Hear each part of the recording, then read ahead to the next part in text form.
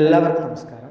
ഇന്നത്തെ ശുഭചിന്ത: ശത്രുത നിലനിർത്തുന്നതിൻ്റെ പാതി ചെലവേയുള്ളൂ സൗഹൃദം തുടങ്ങാനും തുടരാനും.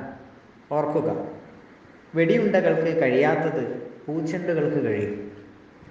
വ്യക്തികളെ എതിർക്കാൻ അഹംഭാവം മതി. ഒരാളുടെ ശത്രു മറ്റൊരാളുടെ പ്രിയപ്പെട്ടയാളാണ്. ആരും എല്ലാവരുടെയും ശത്രുവല്ല.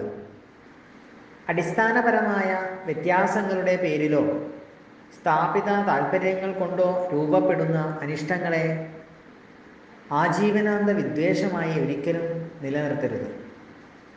എതിർക്കുമ്പോഴും പരസ്പരം ബഹുമാനിക്കാനും ഇഷ്ടപ്പെടാനും കഴിയുന്ന ഏതെങ്കിലും ഒരു ബിന്ദു എല്ലാ ബന്ധങ്ങളിലും ഉണ്ടാകും. ആ ബിന്ദുവിൽ സ്ഥിരം കണ്ടുമുട്ടാൻ ശ്രമിച്ചാൽ ശത്രുതയും അപ്രത്യക്ഷമാകും. എല്ലാവർക്കും നന്മകളുണ്ടാകട്ടെ. എല്ലാവർക്കും ജീവിത വിജയം ഉണ്ടാകട്ടെ. നന്ദി, നമസ്കാരം.